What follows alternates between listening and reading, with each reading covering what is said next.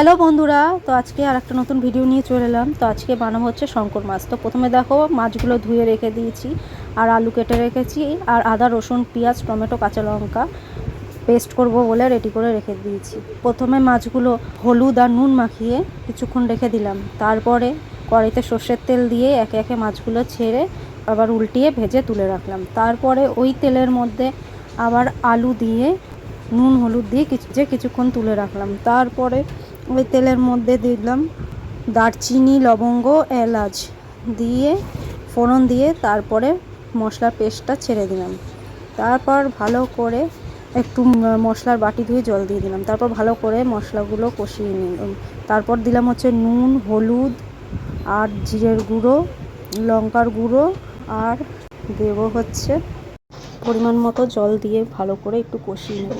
তারপরে কিছুক্ষণ ঢেকে রাখবো। তেল ছেড়ে এলে উপর দিয়ে গুঁড়ো গরম মশলা দিয়ে রেডি।